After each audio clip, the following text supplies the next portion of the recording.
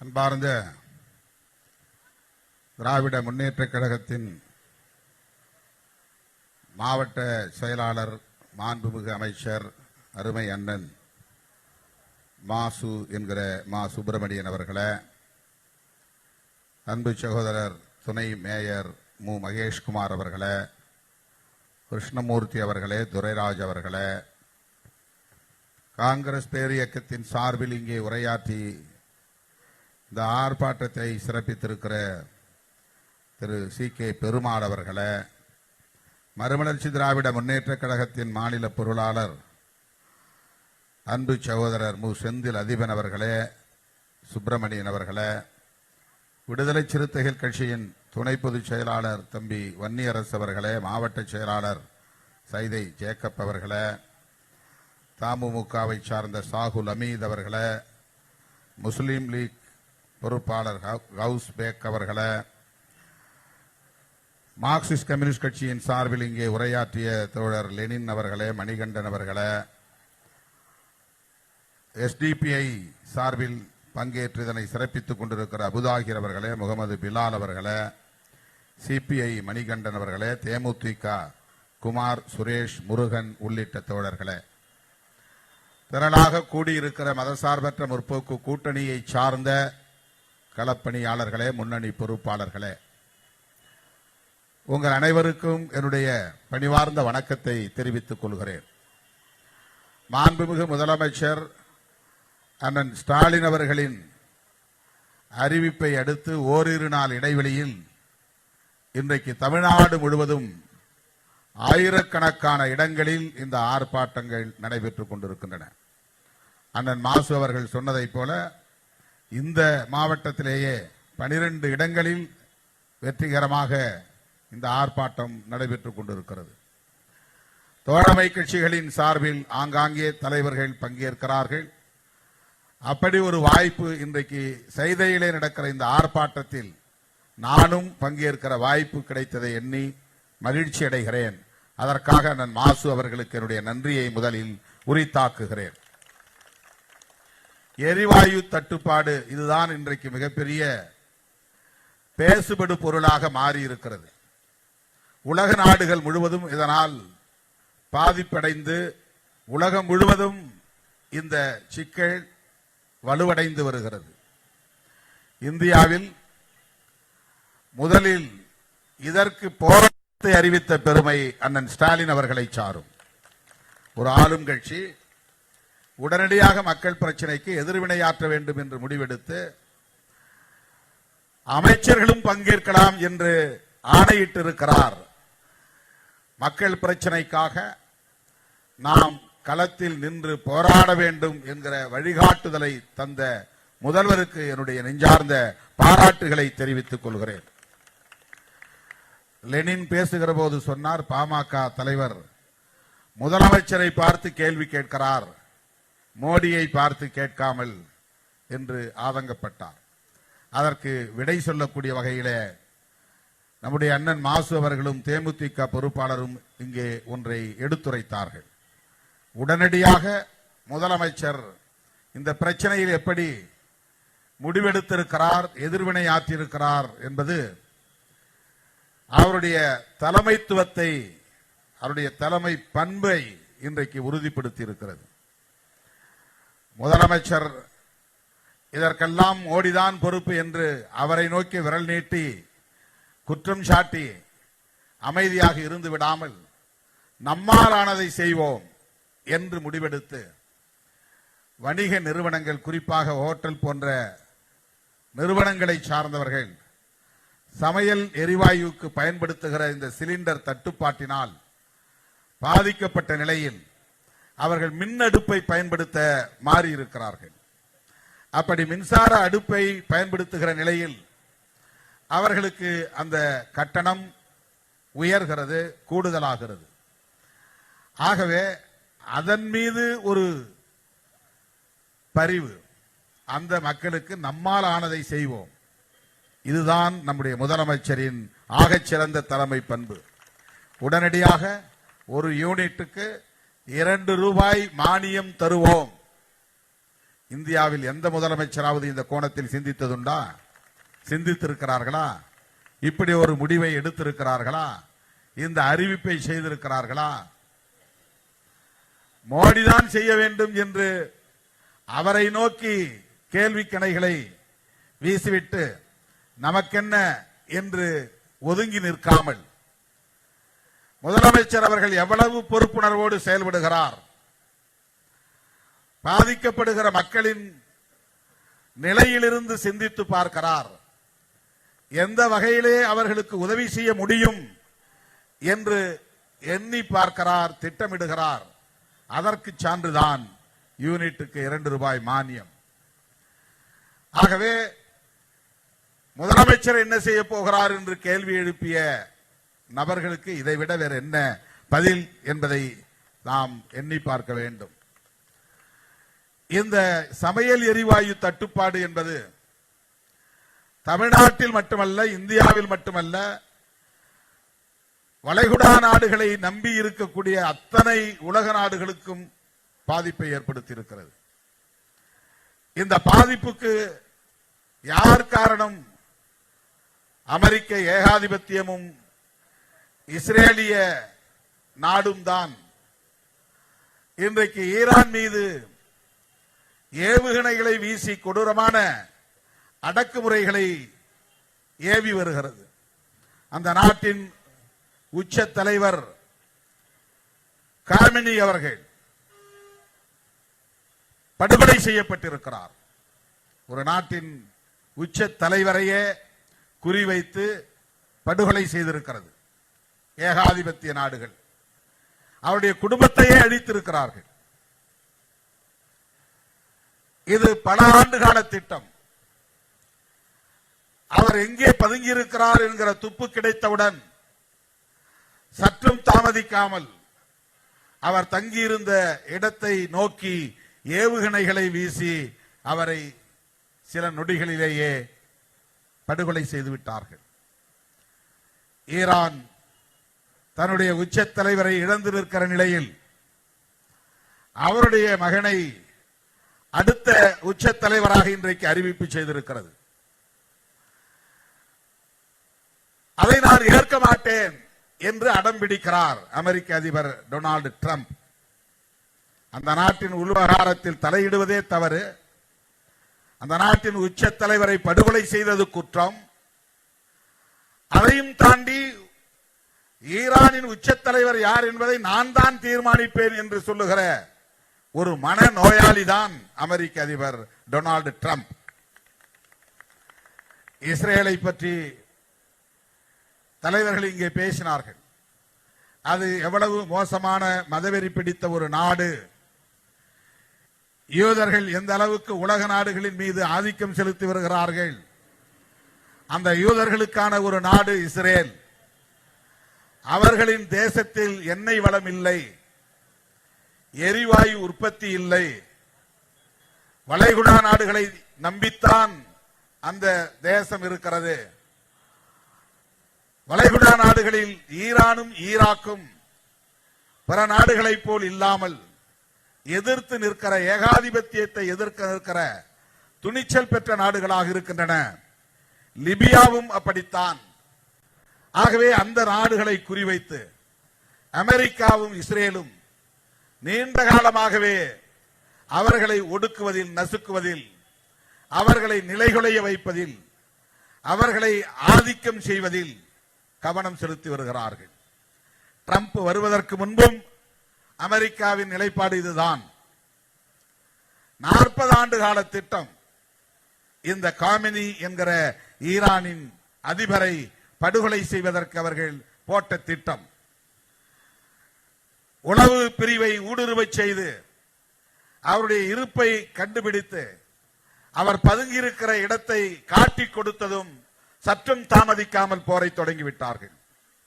ஆனால் அதற்கு முதல் நாள் வரையில் பேச்சுவார்த்தை நடத்துகிறார்கள். சமாதான பேச்சுவார்த்தை நடக்கிறது. எதற்காக? எண்ணெய், கச்சா எண்ணெய் வர்த்தக பேச்சுவார்த்தை. ரஷ்யாவிடம் நாம் எண்ணெய் வாங்குகிறோம். ஈரானிடமும் கச்சா எண்ணெய், பண்படாத எண்ணெய், குருடாயில். அதை வாங்கித்தான் இங்கே பண்படுத்தி பெட்ரோல், டீசல் உள்ளிட்ட உற்பத்தியை நாம் செய்கிறோம். நேரடியாக எரிவாயுவை அவர்கள் நமக்கு அனுப்பி வைக்கிறார்கள். ஆனால் டொனால்டு டிரம்ப் மோடிக்கு ஆணை இடுகிறார், கட்டளை இடுகிறார். நீ ரஷ்யாவிடம் எண்ணெய் வாங்கினால் உனக்கு நான் கூடுதல் தண்டம் விதிப்பேன், வரி விதிப்பேன். மோடி வாய் திறக்கவில்லை, கண்டிக்கவில்லை. இந்திய இறையாண்மையில் தலையிடுவதற்கு நீ யார் என்று கேள்வி கேட்கிற துணிச்சல் இல்லை. என் நாட்டு இறையாண்மையில் தலையிடுவதற்கு உனக்கு எந்த அதிகாரமும் இல்லை என்று சொல்லுகிற துணிச்சல் ஈரான் அதிபர் காமினிக்கு இருக்கிறது. அவர் டொனால்டு டிரம்புக்கு பணியவில்லை. டாலர் அடிப்படையில் நான் வர்த்தகம் செய்ய மாட்டேன், யூரோ அடிப்படையில் தான் வர்த்தகம் செய்வேன். இது காமினி எடுத்த முடிவு. என் நாட்டில் டாலருக்கு மதிப்பில்லை என்று ஈராக் அதிபர் சதாம் ஹுசேன் எடுத்த முடிவு. என்னுடைய நாட்டில் அமெரிக்க டாலருக்கு மரியாதை இல்லை, அது வெறும் பேப்பர் என்று சொல்லுகிற துணிச்சல் சுண்டைக்காய் அளவு கூட இல்லாத லிபியாவின் அதிபர் கடாபிக்கு இருந்தது. வெனிசுலா என்கிற நாட்டின் அதிபருக்கு இருக்கிறது. இவர்கள் எல்லாம் அமெரிக்க ஏகாதிபத்தியத்தை எதிர்க்கிற துணிச்சல் பெற்றவர்களாக இருக்கிறார்கள். ஆனால் இந்தியாவும் ஒரு வல்லரசு தான், இதை வல்லரசாக்குவதற்காக நாங்கள் இங்கே போராடி கொண்டிருக்கிறோம் என்று சொல்லுகிற நம்முடைய மோடி, டொனால்டு டிரம்ப் தலையீடு செய்கிற போதெல்லாம் அவருக்கு தலைகுனிந்து நிற்கிறார், அடிபணிந்து நிற்கிறார், வாய்மூடி மௌனித்து கிடக்கிறார், எதிர்த்து பேச துணிச்சல் இல்லாமல் இருக்கிறார். இது நமக்கு கிடைத்த ஒரு சாபக்கேடு. அதிபர் காமினிக்கு இருக்கிற துணிச்சல் அந்த ஈரானை விட பல மடங்கு பெரிய நிலப்பரப்பு கொண்ட தேசம் நம்முடைய தேசம். மிகப்பெரிய மக்கள் தொகை கொண்ட நாடு நம்முடைய நாடு. எண்ணெய் வளமும் உள்ள ஒரு நாடுதான், அனைத்து கனிம வளங்களும் கொண்ட ஒரு நாடுதான். ஒப்பீட்டளவிலே ஈரானை விடவும் நாம் பல வளங்களை பெற்றிருக்கிறோம். எண்ணெய் வளம் ஒப்பீட்டளவிலே குறைவாக இருக்கலாம், ஆனால் ஒரு வல்லரசு என்கிற தகுதியை பெறக்கூடிய அளவுக்கான வலிமையை பெற்ற ஒரு தேசத்தின் பிரதமராக இருக்கிற மோடிக்கு அமெரிக்காவை எதிர்த்து பேசுகிற துணிச்சல் இல்லை என்பதுதான் சாபக்கேடு. அவரை குறைத்து மதிப்பிடுவதற்காக நாம் சொல்லவில்லை, இதுதான் யதார்த்தமான உண்மை. எதிர்க்கட்சிகள் மாநிலங்களவையிலும் மக்களவையிலும் ஈரான் மீது நடத்தப்படுகிற இந்த தாக்குதலை நிறுத்த வேண்டும், அதற்கு இங்கே விவாதம் செய்து தீர்மானம் நிறைவேற்ற வேண்டும் என்கிற அடிப்படையில் கோரிக்கை எழுப்பினால் அதை பற்றி பேசுவதற்கே அவர்கள் அனுமதிக்கவில்லை. மக்களவையை நடத்தாமல் நாங்கள் தள்ளி வைப்போமே தவிர அந்த விவாதத்தை நாங்கள் அனுமதிக்க மாட்டோம் என்கிறார்கள். மக்களவையிலே எதிர்க்கட்சிகள் பேசுவதற்கு அனுமதித்தால் என்ன? ஆளுங்கட்சி பேச வேண்டாம், பாஜக பேச வேண்டாம், அமித்ஷா பேச வேண்டாம், மோடி பேச வேண்டாம், ராகுல் பேசட்டுமே. ராகுல் மீது அவன் ஏவுகணை வீசினால் வீசட்டும். திராவிட முன்னேற்ற கழக நாடாளுமன்ற உறுப்பினர்கள் பேசட்டுமே. அறிவாலயத்தின் மீது அவன் ஏவுகணை வீசினாலும் வீசட்டும். எதிர்கொள்ள அண்ணன் ஸ்டாலின் அவர்கள் தயார். மக்களவையில் இதை பற்றி பேசுவதற்கு கூட அவர்கள் அனுமதி மறுக்கிறார்கள். ஆக அமெரிக்க ஏகாதிபத்தியத்திடம் அடிபணிந்து கிடக்கிற ஒரு தேசமாக இந்திய தேசத்தை மாற்றி வைத்திருக்கிறார்கள் இந்த மோடி தலைமையிலான சங் பரிவார் கும்பல். அவர்களுக்கு முஸ்லிம்கள் தான் எதிரி, அமெரிக்கா எதிரி இல்லை. அவர்களுக்கு கிறிஸ்தவர்கள் தான் எதிரி, இஸ்ரேல் எதிரி இல்லை. அவர்களுக்கு தமிழ்நாடு தான் எதிரி, திமுக தலைமையிலான அரசு தான் எதிரி, திராவிட கருத்தியல் தான் எதிரி, பெரியாரியம் தான் எதிரி. அவர்களுக்கு ஏகாதிபத்தியம் எதிரி இல்லை. அங்கே அவர்கள் சரண்டர், அடிபணிந்து கிடக்கிறார்கள். அதானிக்காகவும் அம்பானிக்காகவும் ஏகாதிபத்திய நாடுகளோடு ஒப்பந்தம் போடுவதே தன்னுடைய கடமை என்று கருதுகிற ஒரு பிரதமர் பெற்றிருக்கிறோம். அமெரிக்காவிலே அதானி மீது வழக்குகள் இருக்கின்றன. அதானி சிக்கினால் மோடியும் சிக்குவார், இதுதான் பிரச்சனை. அம்பானி சிக்கினால் சிக்குவார், இதுதான் பிரச்சனை. ஆக இப்படிப்பட்ட ஒருவரை நாம் இங்கே பிரதமராக பெற்றிருக்கிறோம் என்பதுதான் வெட்கக்கேடு. ஈரான் மீது நடத்தப்படுகிற இந்த தாக்குதலை நிறுத்தாத வரையில் எரிவாயு தட்டுப்பாட்டை சீர் செய்ய முடியாது, தீர்வு காண முடியாது. ஆகவே உடனடியாக நாம் எழுப்ப வேண்டிய குரல் என்ன? அமெரிக்க ஏகாதிபத்தியமே, இஸ்ரேல் ஏகாதிபத்தியமே, ஈரான் நடத்துகிற ஏவுகணை தாக்குதலை உடனே நிறுத்து. இதுதான் நாம் எழுப்ப வேண்டிய குரல். ஈரான் நாட்டுக்கும் அமெரிக்காவுக்கும் வேறு எந்த அரசியல் பிரச்சனைகளும் இல்லை. இந்த எண்ணெய் வர்த்தக பிரச்சனை, இஸ்ரேலும் அமெரிக்காவுக்கும் இருக்கிற நட்பு, இஸ்ரேல் யூதர்களின் நாடு நமக்கு தெரியும். அந்த யூதர்கள் பெரும்பான்மையாக ஆதிக்கம் செலுத்துகிற, ஆட்சி நிர்வாகத்தில் ஆதிக்கம் செலுத்துகிற நிலை அமெரிக்காவிலே இருக்கிறது. இன்றைக்கு அமெரிக்க செனட் ஒரு முடிவெடுக்கிறது என்று சொன்னால், அவர்கள் கிறிஸ்தவ நாடு என்று சொல்லிக் கொண்டாலும் அது யூதர்களுக்கான நாடு என்பதுதான் யதார்த்தத்திலே உண்மை. டொனால்ட் டிரம்பின் மருமகனே ஒரு யூதர். அவரே இஸ்ரேல் நாட்டுக்கு ஆதரவான நிலைப்பாடுகளை எடுக்கக்கூடிய ஒரு அரசியல் சக்தி. ஆகவே அமெரிக்கா என்பது பெயரளவில் கிறிஸ்தவ நாடு என்று சொல்லிக் கொண்டாலும் அது யூதர்களுக்காக இயங்குகிற ஒரு தேசம்தான் என்பதை யாரும் மறுத்துவிட முடியாது. இது வெறும் இனப்பிரச்சனையாக மட்டும் நாம் சுட்டிக்காட்டவில்லை. ஆனால் இஸ்ரேலிய நாடு என்பது யூதர்களுக்கான நாடாக இருக்கிறது. அதுதான் காலம் காலமாக, தலைமுறை தலைமுறையாக உலக நாடுகளுக்கு மிகப்பெரிய தலைவலியாகவும் இருக்கிறது. இஸ்ரேல் மீது எப்போதெல்லாம் ஈரானோ ஈராக்கோ ஏவுகணை வீசுகிறதோ அப்போதெல்லாம் உடனடியாக அமெரிக்கா தலையீடு செய்கிறது. ஈழத்திலே அவ்வளவு பெரிய யுத்தம் நடந்த போது ஐநா பேரவை தலையீடு செய்யவில்லை, அமெரிக்கா தலையீடு செய்யவில்லை. அந்த யுத்தத்தை நிறுத்துவதற்கு அவர்கள் எந்த முனைப்பையும் காட்டவில்லை.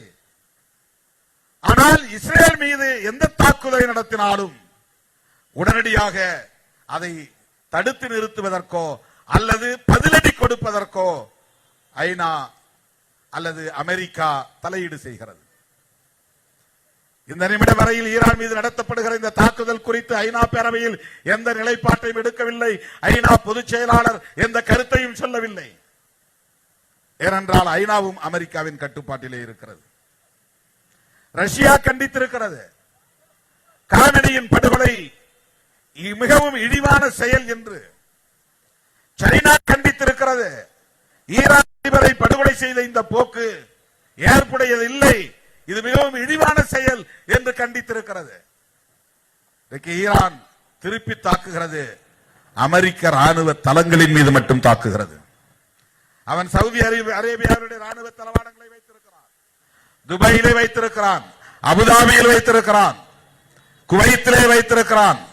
இப்படி அந்த வளைகுடாவில் தன்னுடைய ராணுவ தளவாடங்களை வைத்துக் கொண்டு அங்கிருந்துதான் ஈரான் மீது ஏவுகணை தாக்குதல்களை நடத்தி கொண்டிருக்கிறான். எண்ணெய் கிணறுகளின் மீது தாக்குதல், படை தளபதிகளின் இருப்பிடங்களில் தாக்குதல், அரசியல் தலைவர்களின் குடியிருப்புகளில் தாக்குதல். வெறும் புகை மண்டலமாக இருக்கிறது. சுற்றுச்சூழல் பாதிப்படைந்து மக்கள் மூச்சு திணறக்கூடிய அளவுக்கான நிலை ஈரானிலே ஏற்பட்டு வருகிறது. ஆனாலும் அவர்கள் வாங்க மாட்டோம். அமெரிக்காவுக்கு பாடம் புகட்டுவோம், பதிலடி கொடுப்போம். எத்தனை இழப்பு நேர்ந்தாலும் அதை எதிர்கொள்ள நாங்கள் தயாராக இருக்கிறோம். எங்களை சுண்டைக்காயாக நீங்கள் நடத்திவிட முடியாது, எதிர்கொள்வோம் என்று துணிச்சலாக இன்றைக்கு ஈரான் நிற்கிறது. இந்த நிலையிலே உலக போர் மூடுமோ என்கிற அச்சமும் நிலவுகிறது. இந்த யுத்தம் தொடர்ந்தால், கச்சா எண்ணெய் தட்டுப்பாடு நேர்ந்தால் உலகமே முடங்கி போகும். இப்போதே மக்கள் பதற்றத்தில், அச்சத்தில் பெட்ரோல் பங்குகளில் வரிசையிலே நிற்கிறார்கள். கேனாக பெட்ரோலையும் டீசலையும் வாங்கிக் கொண்டு போய் வசதி உள்ளவர்கள் சேமித்து வைக்கிறார்கள். இன்னும் ஓரிரு வாரங்கள் இந்த போர் நீடித்தால் என்ன ஆகும்?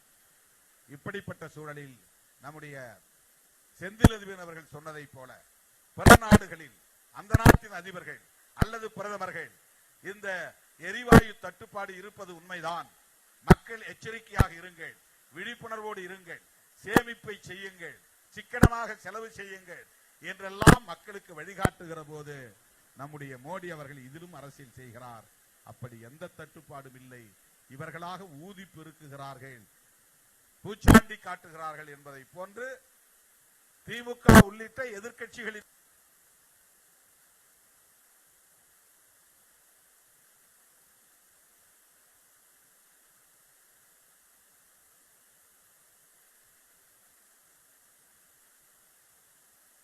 எரிவாயு தட்டுப்பாடு ஏற்பட்டதனால் அவர்கள் மின்னடுப்பை நோக்கி போகிறார்களா இல்லையா? இன்றைக்கு மின்சார அடுப்பு கூட விற்பனை விற்று தீர்ந்துவிட்டது. 2-3 நாட்களில் வீடுகளுக்கு பயன்படுத்துகிற மின்னடுப்பு, ஹோட்டல்களுக்கு பயன்படுத்துகிற மின்சார அடுப்பு இவையெல்லாம் விற்று தீர்ந்துவிட்டது. இதனால் மின்சார தட்டுப்பாடு ஏற்படும். அதிகமான மின்சாரத்தை நுகருகிற போது மின்சார தட்டுப்பாடு ஏற்படும். ஆகவே இதற்கு ஒரே தீர்வுதான், அமெரிக்காவின் ஆதிக்க வெறியை கைவிட வேண்டும், இஸ்ரேலின் யுத்த வெறியை கைவிட வேண்டும், ஈரான் மீது நடத்தப்படுகிற இந்த ஏவுகணை தாக்குதலை உடனடியாக நிறுத்த வேண்டும், பேச்சுவார்த்தைக்கு அவர்கள் தயாராக வேண்டும். இதை சொல்லுகிற துணிச்சல் மோடிக்கு வேண்டும். மோடிக்கு இதை சொல்லுகிற துணிச்சல் அந்த ஸ்டாலின் அவர்களுக்கு இருக்கிறது. அதை சொல்லுகிற களம்தான் இந்த ஆர்ப்பாட்ட களம் என்பதை சொல்லி பங்கேற்ற உங்கள் அனைவருக்கும் என்னுடைய பாராட்டுகளையும் இந்த வாய்ப்பை எனக்கு வழங்கியதற்கு அண்ணன் அவர் அமைச்சர் அவர்களுக்கு எனது நன்றியையும் சொல்லி முடிக்கிறேன். நன்றி, வணக்கம்.